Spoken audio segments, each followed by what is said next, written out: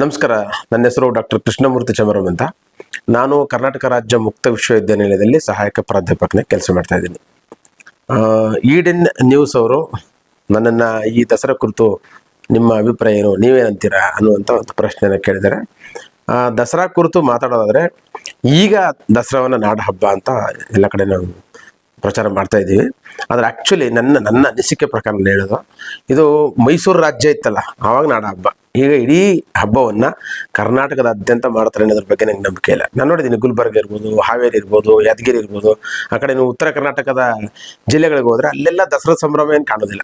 ದಸರಾ ಸಂಭ್ರಮ ಮೈಸೂರಿನಲ್ಲಿ ಕಾಣುತ್ತೆ, ಅದು ಬಿಟ್ಟರೆ ಮಡಿಕೇರಿನಲ್ಲಿ ಕಾಣುತ್ತೆ, ಅದು ಬಿಟ್ಟರೆ ಮಂಗಳೂರು ಕಡೆ ಮಾಡ್ತಾರೆ. ಅಷ್ಟು ಬಿಟ್ಟರೆ ಅಲ್ಲಲ್ಲಿ ಶಿವಮೊಗ್ಗ, ಇಷ್ಟು ಈ ಪ್ರಾಂತ್ಯ ಅಂದರೆ ಎಷ್ಟು ಮಹಾರಾಜರ ಆಳ್ವಿಕೆ ಒಳಪಟ್ಟಿತ್ತೋ, ಮೈಸೂರು ರಾಜ್ಯ ಆಗಿತ್ತಲ್ಲ, ಆ ರಾಜ್ಯಗಳಲ್ಲಿ ಮೈಸೂರು ರಾಜರ ಪರಂಪರೆಯಿಂದನೇ ಬಂದದ್ರಿಂದಾಗಿ ಇದು ಆ ಮೈಸೂರು ರಾಜರ ನಾಡ ಹಬ್ಬ. ಹಾಗಾಗಿ ಇಡೀ ರಾಜ್ಯದ ಹಬ್ಬ ಅಂತಂದ್ರೆ ಇದು ಆ ಥರ ಸಂಭ್ರಮ ಸಡಗರ ಎಲ್ಲ ಜಿಲ್ಲೆಗಳಲ್ಲೂ ಇಲ್ಲ. ಈ ವರ್ಷ ಪಕ್ಕದ ಚಾಮರಾಜನಗರ ಜಿಲ್ಲೆಯಲ್ಲೇ ದಸರಾ ಮಾಡಲ್ಲ ಅಂತ ಹೇಳಿದ್ದಾರೆ, ಆರ್ಥಿಕ ಕೊರತೆ ಅಂತೇಳಿ ಮುಖ್ಯಮಂತ್ರಿಗಳು. ಹಾಗಾಗಿ ಈಗ ಈ ವರ್ಷ ಇಡೀ ದುಡ್ಡನ್ನ ಅಥವಾ ಪ್ರತಿ ವರ್ಷ ಒಂದು ಮೈಸೂರನ್ನ ಕೇಂದ್ರೀಕರಿಸಿಕೊಂಡು ಸರ್ಕಾರದ ಬೊಕ್ಕಸದಲ್ಲಿರ್ತಕ್ಕಂಥ ಕೋಟ್ಯಾಂತರ ರೂಪಾಯಿನ ತಂದು ಮೈಸೂರಿಗೆ ಸುರಿತಾರೆ. ಅಫ್ಕೋರ್ಸ್ ಮೈಸೂರಿನಲ್ಲಿ ಒಂದು ಟೂರಿಸಂ ಡೆವಲಪ್ ಆಗಬೇಕು, ಮೈಸೂರು ರಾಜಮನೆತನ ಇದ್ದಂಥದ್ದು ಮತ್ತು ಮೈಸೂರಿಂದ ಈ ಒಂದು ದಸರಾ ಆರಂಭ ಆಗಿರೋದ್ರಿಂದ ಇಲ್ಲಿ ಮೈಸೂರಿಗೆ ಮಾಡೋದು ಸಹಜವೇ. ಅಲ್ಲಿ ದಸರಾ ಬರ್ತಿದ್ದಂಗೆ ಬೇಕಾದಷ್ಟು ಈಗ ಅದು ರಾಜಕೀಯಕರಣಗೊಂಡು ಅದು ರಾಜಕಾರಣಿಗಳ ಹಬ್ಬ ಥರ ಕಾಣಿಸುತ್ತೆ, ರಾಜಕಾರಣಿಗಳ ಸಂಭ್ರಮ ಥರ ಕಾಣಿಸುತ್ತೆ. ರಾಜಕಾರಣಿಗಳು ತಮ್ಮ ಕಾಮಗಾರಿಗಳಲ್ಲಿ ದುಡ್ಡುಗಳನ್ನ ತೊಡಗಿಸೋದ್ರಲ್ಲಿ ರೀತಿ ಕಾಣಿಸ್ತಾ ಇದೆ ನಮಗೆ ಹೊರತು, ನಮಗೆ ನಾವೊಂದು ಮೈಸೂರಿನ ಒಂದು ಪ್ರಜೆಯಾಗಿ ಅಥವಾ ಮೈಸೂರಿನ ಜವಾಬ್ದಾರಿಯುತ ಪ್ರಜೆಯಾಗಿ ನಮ್ಗೆ ಅನ್ಸೋದು ಹಾಗೆ. ಮತ್ತು ಇಲ್ಲಿಂದ ಅಲಂಕಾರ ಎಲ್ಲವೂ ವೈಭವಪೇತವಾಗಿ ನಡೀತಿದೆ. ಎಲ್ಲ ಜನರ ಟ್ಯಾಕ್ಸ್ ದುಡ್ಡಿಂದ ದಸರಾ ನಡೆಯುತ್ತೆ, ಕೋಟ್ಯಾಂತರ ರೂಪಾಯಿ. ಆದರೆ ಎಲ್ಲ ಜನರು ಇದರಲ್ಲಿ ಭಾಗವಹಿಸ್ತಾರೆ ಅನ್ನೋದ್ರ ಬಗ್ಗೆ ನನಗೆ ನಂಬಿಕೆ ಇಲ್ಲ. ಯಾಕಂದ್ರೆ ನೋಡಿ, ದಕ್ಷಿಣ ಕರ್ನಾಟಕ ಹೊರತುಪಡಿಸಿದ್ರೆ, ಬೆಂಗಳೂರು ಇವೆಲ್ಲ ಹೊರತುಪಡಿಸಿದ್ರೆ ಮೇಲಿನ ರಾಜ್ಯದ ಜಿಲ್ಲೆಗಳು ಯಾವುವು ಈ ಒಂದು ದಸರಾದಲ್ಲಿ ಪಾರ್ಟಿಸಿಪೇಟ್ ಮಾಡಲ್ಲ. ಅವ್ರಿಗೆ ಯಾರಿಗೂ ಇದು ನಮ್ಮ ಹಬ್ಬ ಅಂತ ಅನಿಸೇ ಇಲ್ಲ. ಹಾಗೆ ನೋಡಿದ್ರೆ ನನ್ನ ಪ್ರಕಾರ ರಾಜ್ಯೋತ್ಸವ ಇಡೀ ರಾಜ್ಯದಲ್ಲಿ ನಾಡ ಹಬ್ಬವಾಗಿ ಮೆರೆಯುತ್ತೆ. ಇದು ಪ್ರಶ್ನೆ. ಮತ್ತು ನಾವು ಈ ದಸರಾವನ್ನು ಒಂದು ಸಾಂಸ್ಕೃತಿಕ ದಸರಾ ಅಂತ ನೋಡ್ತಾ ಇದ್ವಿ ನಮ್ಮ ಅನುಭವಕ್ಕೆ ಬಂದಾಗಿಂದ. ಇಲ್ಲಿ ಅನೇಕ ಕವಿಗೋಷ್ಠಿಗಳಿರ್ಬೋದು. ನಾನೊಬ್ಬ ಕವಿಯಾಗಿ ಕವಿಗೋಷ್ಠಿ ಅಂದರೆ ನಮಗೊಂದು ಸಂಭ್ರಮ. ದಸರಾ ಕವಿಗೋಷ್ಠಿ ಅಂದರೆ ವಿಶ್ವವಿಖ್ಯಾತ ಯಾಕಾಯಿತು ಅಂತಂದರೆ ಇಲ್ಲಿ ಜಂಬೂ ಸವಾರಿ ನಡೀತಾ ಇದೆ, ಬಹಳ ದೊಡ್ಡದಾಗಿ ವಿಜೃಂಭಣೆಯಿಂದ ಕಲರ್ಫುಲ್ ನಡೀತಾ ಅನ್ನೋ ಕಾರಣಕ್ಕೋಸ್ಕರ ಖಂಡಿತವಾಗ್ಲೂ ವಿಶ್ವವಿಖ್ಯಾತವೇ. ಆದರೆ ಈಗ ಅದಕ್ಕೆ ರಾಜಕೀಯ ಬಣ್ಣ ಇದೆ, ಇನ್ನೊಂದು ಧಾರ್ಮಿಕ ಬಣ್ಣ ಇದೆ, ಸಾಂಸ್ಕೃತಿಕ ಬಣ್ಣ ಮತ್ತು ಸಂಭ್ರಮ ಹೋಗಿ ಈಗ ರಾಜಕೀಯ ಮತ್ತು ಧರ್ಮವೇ ಮೇಳೈಸ್ತಾ ಇದೆ. ಅದರಲ್ಲೂ ವಿಶೇಷವಾಗಿ ಈ ವರ್ಷ ಬಾನು ಮುಸ್ತಾಕ್ ಅವರು, ಅವ್ರಿಗೆ ಒಂದು ಪ್ರತಿಷ್ಠಿತ ಬುಕರ್ ಅವಾರ್ಡ್ ಬಂತು ಅನ್ನೋ ಕಾರಣಕ್ಕೋಸ್ಕರ ಸಾಹಿತ್ಯದಲ್ಲಿ, ಕನ್ನಡದ ಸಾಹಿತ್ಯದಲ್ಲಿ ಬುಕರ್ ಅವಾರ್ಡನ್ನ ಪಡೆದಂಥ ಮೊದಲ ಕನ್ನಡಿಗರು, ಜೊತೆಗೆ ಮಹಿಳೆ, ಅದರಲ್ಲೂ ಅಲ್ಪಸಂಖ್ಯಾತ ಮಹಿಳೆ ಅಂತ ಅನ್ಕೊಳ್ಳೋಣ, ಅಲ್ಪಸಂಖ್ಯಾತರಲ್ಲಿ ಗುರುತಿಸಿದ್ದಾರೆ. ಸೊ ಅವ್ರನ್ನ ದಸರಾ ಉದ್ಘಾಟನೆ ಕರೆದ ಮೇಲೆ ಅದಕ್ಕೆ ಒಂದು ರೀತಿ ಹೊಸ ರೀತಿಯ ಕಲರ್ ಬಂದಿದೆ. ಹಿಂದೆ ನಿಜಾರ್ ಅಹಮದ್ ಅವರು ಉದ್ಘಾಟನೆ ಮಾಡಿದ್ರು, ಆಗ ಈ ಬಣ್ಣ ಬಂದಿರಲಿಲ್ಲ. ಆದರೆ ಅವತ್ತು ಈ ಥರ ಧರ್ಮದ ಒಂದು ಏನು ಯುದ್ಧ ಶುರುವಾಗಿರಲಿಲ್ಲ, ಧರ್ಮದ ಹೆಸರಿನಲ್ಲಿ, ದೇವರ ಹೆಸರಲ್ಲಿ ಯುದ್ಧ ಶುರುವಾಗಿರಲಿಲ್ಲ. ಹಂಗಾಗಿ ಸಹಜವಾಗಿ ನಡ್ಕೋಯ್ತು ಅದು. ಈಗ ಅದಕ್ಕೊಂದು ಬಣ್ಣವನ್ನು ಸೃಷ್ಟಿ ಮಾಡ್ತಾರೆ. ಅದಕ್ಕೋಸ್ಕರನೇ ಒಂದು ವರ್ಗ ಇದೆ, ಅದಕ್ಕೋಸ್ಕರನೇ ಒಂದು ಸಂಘಟನೆಗಳಿದ್ದಾವೆ. ಅವುಗಳಿಗೆ ಈ ಥರದ್ದೆಲ್ಲ ಒಂದು ಸಿಕ್ಬಿಟ್ರೆ ಹಬ್ಬ. ಅವರಿಗೆ ದಸರಾನಾದರೂ ಆಗಲಿ, ದೀಪಾವಳಿನಾದರೂ ಆಗಲಿ, ಗಣೇಶ ಹಬ್ಬ ಆದರೂ ಆಗಲಿ, ಇಂತಹ ಸಂಘಟನೆಗಳಿಗೆ ಅದನ್ನು ವೋಟ್ ಬ್ಯಾಂಕ್ ಆಗಿ ಸೃಷ್ಟಿ ಮಾಡ್ಕೊಳ್ಳೋದಕ್ಕೆ ಬಲಪಂಥೀಯ BJPಗಂತೂ ಹಬ್ಬವೋ ಹಬ್ಬ ಈ ಥರ ಸಿಕ್ಕಿದ್ರೆ. ಸೊ ಇದನ್ನೂ ಸಹಜವಾಗಿ ಅಂದು ಎನ್ಕೇಸ್ ಮಾಡ್ಕೊತಾ ಇದೆ. ಕಾಂಗ್ರೆಸ್ ಒಂದು ರೀತಿಯಲ್ಲಿ ಅಲ್ಪಸಂಖ್ಯಾತರನ್ನು ಓಲೈಕೆ ಮಾಡ್ಕೊಳ್ಳೋಕ್ಕೋಸ್ಕರ ಮಾಡ್ಕೊಂಡ್ರೆ, BJP ಒಂದು ರೀತಿಯಲ್ಲಿ ಅವ್ರನ್ನ ವಿರೋಧಿಸೋದ್ರ ಮುಖಾಂತರ, ಕಾಂಗ್ರೆಸ್ನ ವಿರೋಧಿಸೋದ್ರ ಮುಖಾಂತರ, ಕಾಂಗ್ರೆಸ್ನ ಅಲ್ಪಸಂಖ್ಯಾತರ ಪ್ರೀತಿಯನ್ನು ವಿರೋಧಿಸೋದ್ರ ಮುಖಾಂತರ ಇದು ತನ್ನ ಹಿಂದುತ್ವದ ವೋಟ್ ಬ್ಯಾಂಕನ್ನು ಕ್ರೋಢೀಕರಣ ಮಾಡ್ಕೊಳ್ಳೋಕ್ಕೆ ಅವರು ಪ್ಲೇಸ್ ಮಾಡ್ತಾರೆ. ಎಲ್ಲರೂ ಅವರೆಲ್ಲ ಮಾಜಿಗಳಾಗಿರ್ಬೋದು, ಸಂಸದರು, ಶಾಸಕರುಗಳಾಗಿರ್ಬೋದು, ಅಥವಾ ಯಾವ ಸಂಘಟನೆಯವರಾಗಿರ್ಬೋದು, ಬಲಪಂಥಿ ಸಂಘಟನೆಗಳು ಇದೊಂದು ಇಶ್ಯೂ ಮಾಡ್ತಾರೆ. ಇದರಲ್ಲೇನು ಸಮಸ್ಯೆ ಏನೂ ಇಲ್ಲ. ಬಾನು ಮುಸ್ತಾಕ್ ಉದ್ಘಾಟನೆ ಮಾಡಿದ್ರು ಸಮಸ್ಯೆ ಇಲ್ಲ. ಯಾಕಂದರೆ ಬಾನು ಮುಸ್ತಾಕ್ ಅವರು ದಸರಾ ಉದ್ಘಾಟನೆ ಮಾಡ್ತೇ ಹೊರತು ಅವ್ರೇನು ದೇವಾಲಯಕ್ಕೆ ಹೋಗಿ ಪೂಜೆ ಮಾಡಬೇಕಾಗಿಲ್ಲ. ಅಂದರೆ ಚಾಮುಂಡಿ ಬೆಟ್ಟದಲ್ಲಿ ಉದ್ಘಾಟನೆ ಮಾಡುವಂಥ ಒಂದು ಪರಂಪರೆ ತಂದಿದ್ರಿಂದಾಗಿ ಅಲ್ಲಿ ಹಿಂದೂ ದೇವಾಲಯಕ್ಕೆ ಮುಸ್ಲಿಮರು ಬರ್ಬೋದಾ ಇಲ್ವ ಅನ್ನೋದ್ರ ಬಗ್ಗೆ ಚರ್ಚೆ ಆಗ್ತಾ ಇದೆ. ಅದು ನಿಜಕ್ಕೂ ಉದ್ಘಾಟನೆ ಆಗಬೇಕಾದ್ರೆ ದಸರಾ ಒಂದು ವೇದಿಕೆ ಮೇಲೆ ಉದ್ಘಾಟನೆ ಆಗುತ್ತೆ. ಚಾಮುಂಡೇಶ್ವರಿ ದೇವಾಲಯಕ್ಕೆ ಹೋಗಿ ಟೇಪ್ ಕಟ್ ಮಾಡೋದ್ರ ಮುಖಾಂತರ ಉದ್ಘಾಟನೆ ಮಾಡಬೇಕಾದ ಅಗತ್ಯ ಏನು ಇಲ್ಲ. ಯಾಕಂದರೆ ಇದನ್ನು ನಾಡಿನ ಹಬ್ಬ ಅಂದ್ರೆ ನಾಡಿನಲ್ಲಿ ಈಗ ಕುವೆಂಪು ಅವರು ಹೇಳ್ದಂಗೆ ಬೌದ್ಧ, ಕ್ರೈಸ್ತ, ಮುಸಲ್ಮಾನ, ಹಿಂದೂ ಎಲ್ಲರ ಪಾರಸಿಕರ, ಜೈನರ ಉದ್ಯಾನ ಅಂತ ಹೇಳಿದ್ಮೇಲೆ ಇದು ಬೌದ್ಧರ ಉದ್ಯಾನ, ಪಾರಸಿಕರ ಉದ್ಯಾನ, ಜೈನರ ಉದ್ಯಾನ ಅಂತ ಕುವೆಂಪು ಅವರು ಸರ್ವ ಜನಾಂಗದ ಶಾಂತಿಯ ತೋಟ ಅಂದಮೇಲೆ ಇದು ನಾಡ ಹಬ್ಬ ಅಂತ ನೀವು ಕನ್ಸಿಡರ್ ಮಾಡೋದಾದ್ಮೇಲೆ ಇದು ನಾಡಿನ ಪ್ರತಿಯೊಬ್ಬ ಪ್ರಜೆಯ ಹಬ್ಬ ಅಂತಾದ್ಮೇಲೆ ಅದನ್ನ ಹಿಂದೂಗಳೇ ಉದ್ಘಾಟಿಸ್ಬೇಕು, ಮುಸ್ಲಿಮರು ಉದ್ಘಾಟಿಸ್ಬೇಕು, ಕ್ರೈಸ್ತರು ಉದ್ಘಾಟಿಸ್ಬೇಕು ಅನ್ನೋದ್ರ ಬಗ್ಗೆ ಅದು ಚರ್ಚಾಸ್ಪದವಂತ ವಿಚಾರವೇ ಅಲ್ಲ ನನ್ನ ಪ್ರಕಾರ, ಒಂದು ಸಹಜವಾಗಿ ಮನುಷ್ಯನಾಗಿ ನೋಡೋದಾದ್ರೆ. ಆದರೆ ಇವರು ಅದನ್ನ ಬೆಂಕಿ ಹಚ್ಚಬೇಕು ಅನ್ನೋ ಕಾರಣಕ್ಕೋಸ್ಕರ ಅಥವಾ ಇದನ್ನ ಒಂದು ಎನ್ಕೇಶ್ ಮಾಡ್ಕೋಬೇಕು ಅನ್ನೋ ಕಾರಣಕ್ಕೋಸ್ಕರ ಇದನ್ನ ಸುದ್ದಿ ಮಾಡ್ಬೋದು. ಸುದ್ದಿ ಮಾಡೋದ್ರ ಮುಖಾಂತರ ತಾವು ಚಾಲ್ತಿಲಿ ಇರ್ತಾರೆ. ಹಿಂದೆ ನಾವು ಮಹಿಷ ದಸರಾಗಳು ಮಾಡೋಕೆ ಶುರು ಮಾಡಿದ್ಮೇಲೆ ದಸರಕ್ಕೆ ಪ್ಯಾರಲಲ್ ಅಲ್ಲ ಅದು, ಆದರೆ ಮಹಿಷಾಸುರ ಅಂತಕ್ಕಂಥ ಕೂಡ ಒಂದು ಮೈಸೂರಿನ ಪರಂಪರೆ ಅಥವಾ ಮಹಿಷನಿಂದಾಗಲೇ ಬಂದಂಥ ಹೆಸರು ಅದು. ಮೈಸೂರು, ಮಹಿಷನಾಡು. ಒಂದು ಕಾಲದಲ್ಲಿ ಏನು ಚರಿತ್ರೆ ಅಂದ್ರೆ ನಮ್ಗೆಲ್ರಿಗೂ ಕೇವಲ 100 ವರ್ಷದ ಚರಿತ್ರೆನ, 1000 ವರ್ಷದ ಚರಿತ್ರೆನ, ಭಾರತಕ್ಕೆ 5000 ವರ್ಷಗಳ ಚರಿತ್ರೆ ಇದೆ. 5000 ವರ್ಷಗಳ ಚರಿತ್ರೆಗೂ ದಾಖಲೆ ಇದೆಯಾ? 5000 ವರ್ಷಗಳ ಚರಿತ್ರೆಗೂ ದಾಖಲೆ ಇಲ್ಲ. ಹಾಗಾಗಿ ಮಹಿಷರು ಇಲ್ಲಿ ಆಳಿದ್ದಾರೆ, ಬೇಕಾದಷ್ಟು ಜನ ಆಳ್ವಿಕೆ ಮಾಡಿದ್ದಾರೆ. ನಮಗೆ ಮಹಾರಾಜರ ಪರಂಪರೆ, ಈ ದಸರಾದ ಪರಂಪರೆ ಬರೋದು ಇತ್ತೀಚೆಗೆ 405, 406, 415 ಇರ್ಬೋದು, ಅಷ್ಟು 400 ವರ್ಷಗಳ ಹಿಂದೆ ಅಂತ ಅನ್ಕೊಳ್ಳೋಣ. 400 ವರ್ಷಗಳ ಪರಂಪರೆ ಇದೆ ದಸರಕ್ಕೆ. ಅದರ ಆಚೆಗೂ ರಾಜ ಪರಂಪರೆ ಇದೆ, ಮನುಷ್ಯನ ಪರಂಪರೆ ಇದೆ, ಸಂಸ್ಕೃತಿಯ ಪರಂಪರೆ ಇದೆ. ಹಾಗಾಗಿ ಮಹಿಷ ಇರಲೇ ಇಲ್ಲ, ಮಹಿಷ ಅಂತಕ್ಕಂಥದ್ದು ಒಂದು ಕಾಲ್ಪನಿಕ ಅನ್ನುವಂಥ ಮಾತುಗಳಿದೆಯಲ್ಲ, ಅದು ಕ್ಲೀಶೆ. ಅದು ಕೂಡ ಒಂದು ರೀತಿಯಲ್ಲಿ ಜನ ತಮ್ಮ ಒಂದು ಸಂಘಟನೆನ ಒಂದು ಬೇಯಿಸ್ಕೊಳ್ಳೋಕೆ ಅಥವಾ ತಮ್ಮ ವೋಟ್ ಬ್ಯಾಂಕನ್ನು ಬೇಯಿಸ್ಕೊಳ್ಳೋಕೋಸ್ಕರ ಮಾಡಿದಂಥ ವಿವಾದ ಅದು. ಆದರೆ ಮಹಿಷ ಉಂಟು, ಮಹಿಷನ ಊರಾಗಿದ್ದು ಉಂಟು.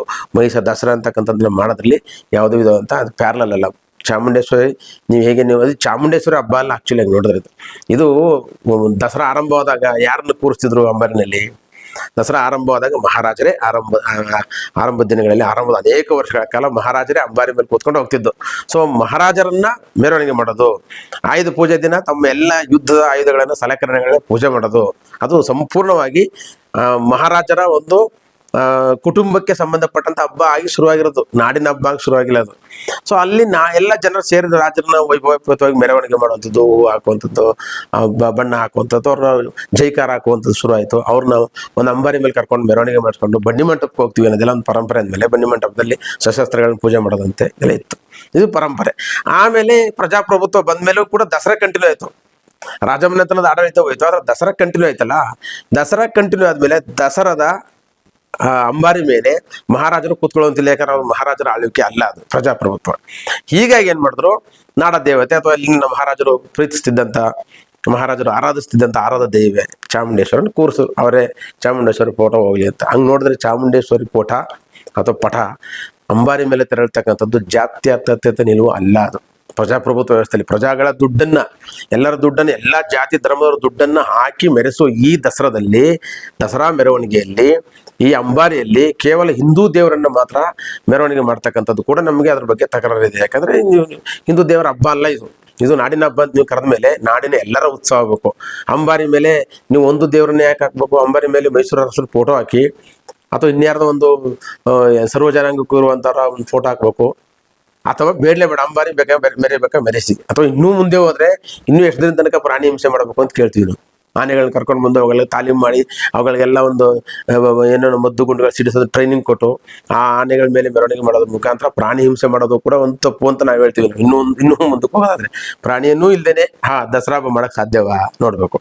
ಯಾಕಂದ್ರೆ ಒಂದು ಸಸ್ಟೈನಬಲ್ ಆಗಿರುವಂತ ಡೆವಲಪ್ಮೆಂಟ್ ಅಂತ ಕರಿತೀವಿ. ಯಾವುದೇ ವಿಧವಾದ್ದು ಒಂದೇ ಮೆರವಣಿಗೆ ಮಾಡಬಾರ್ದು.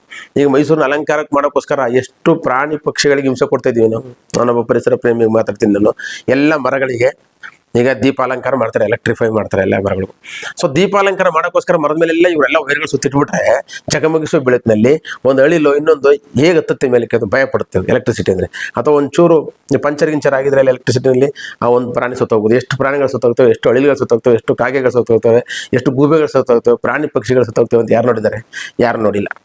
ಸೊ ಹೀಗಾಗಿ ಏನ್ ಮಾಡ್ತೀವಿ, ನಮ್ಮ ವಿಜೃಂಭಣೆಯಲ್ಲಿ ಯಾವುದೆಲ್ಲ ನಷ್ಟ ಅನುಭವಿಸ್ತಾ ಇದೆ ಅದನ್ನ ನಾವು ಕಣ್ಣಿಗೆ ಕಾಣಲ್ಲ. ಹಾಗಾಗಿ ಮೈಸೂರ ಗ್ರಾಹಕರ ಪರಿಷತ್ ಇದೆಯಲ್ಲ, ಮೈಸೂರು ಗ್ರಾಹಕರ ಪರಿಸ್ಥಿತಿ ವತಿಯಿಂದ ತುಂಬಾ ವರ್ಷಗಳಿಂದ ಇದನ್ನ ಬೇಡಿಕೆ ಇಡ್ತಿದ್ವಿ ನಾವು.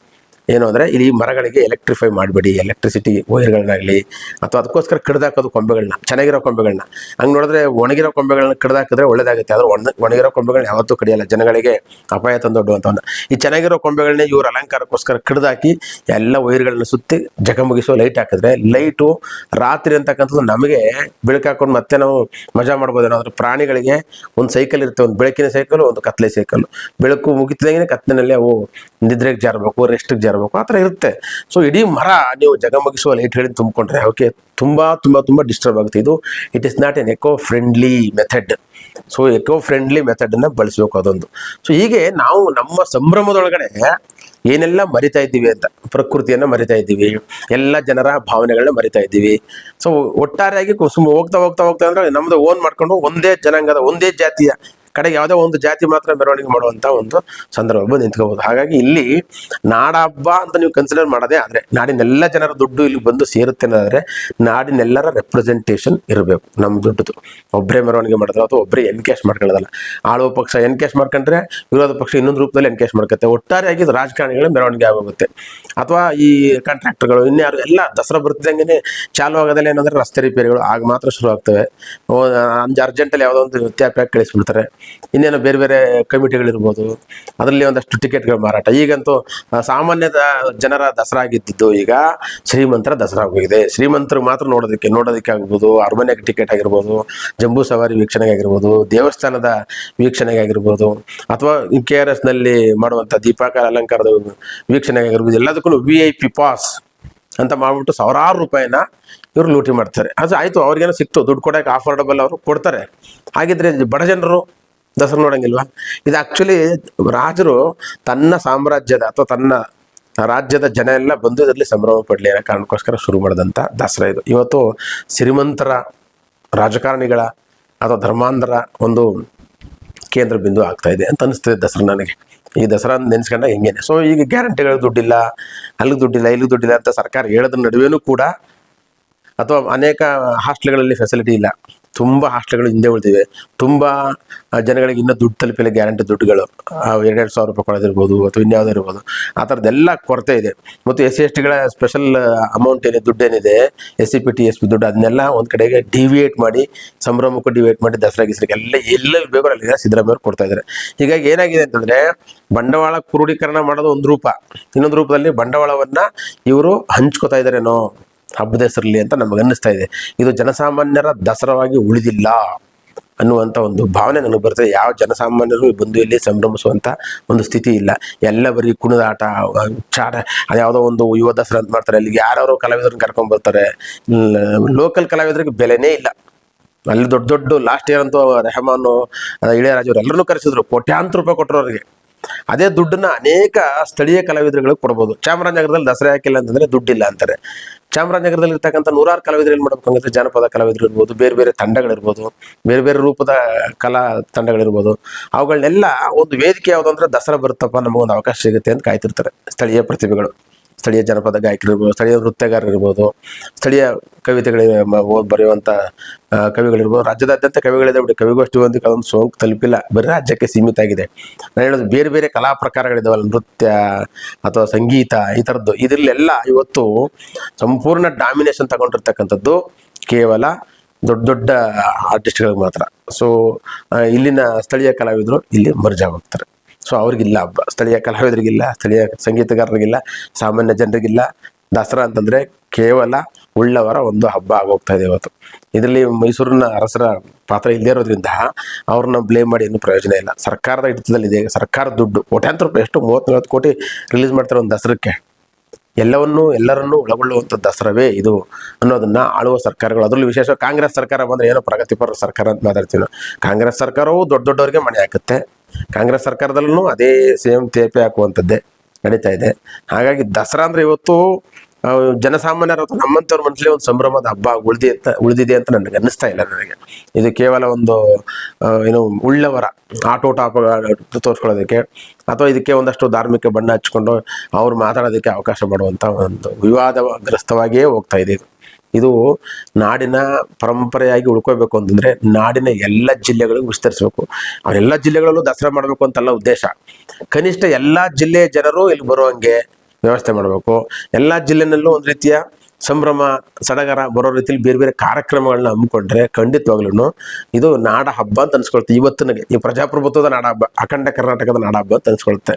ಇಲ್ಲ ಅಂದರೆ ಕೇವಲ ಮೈಸೂರಿನ ಅಥವಾ ಉಳ್ಳವರ ಅಥವಾ ರಾಜಕಾರಣಿಗಳ ಹಬ್ಬವಾಗಿ ಉಳ್ಕೊತ್ತೆ ದಸರಾ. ಇನ್ನು ಹೋಗ್ತಾ ಹೋಗ್ತಾ ಮುಂದೆ ಬಹುಶಃ ಇದು ಎಲ್ಲರೂ ದುಡ್ಡು ಮಾಡುವಂಥ ಒಂದು ಹಬ್ಬ ಆಗೋಗುತ್ತೆ ಅಂತ ನನಗನ್ಸುತ್ತೆ. ದಯಮಾಡಿ ನಾನು ಮತ್ತೆ ಹೇಳೋದೇನಂತಂದರೆ, ಇಲ್ಲಿನ ಪ್ರಕೃತಿಗೆ ಬೆಲೆ ಕೊಡಿ, ಪ್ರಾಣಿ ಪಕ್ಷಿಗಳಿಗೆ ಅವಕಾಶ ಕೊಡಿ, ಜನಸಾಮಾನ್ಯರಿಗೆ ಅವಕಾಶ ಕೊಡಿ. ಸಾಧ್ಯವಾದಷ್ಟು ಜನಗಳಿಗೆ ಕಿರಿಕಿರಿ ಆಗದಿರಂಗೆ ಇಲ್ಲಿನ ಟ್ರಾಫಿಕ್ ವ್ಯವಸ್ಥೆ ಇರ್ಬೋದು, ಆಡಳಿತ ವ್ಯವಸ್ಥೆ ಇರ್ಬೋದು, ಅದು ಜನಸಾಮಾನ್ಯರ ಫ್ರೆಂಡ್ಲಿ ಆಗಿರಬೇಕು ಅಥವಾ ಇಕೋ ಫ್ರೆಂಡ್ಲಿ ಆಗಿರಬೇಕು ಅಂತಕ್ಕಂಥದ್ದು ನನ್ನ ಕನಸಿನ ದಸರಾ. Thank you.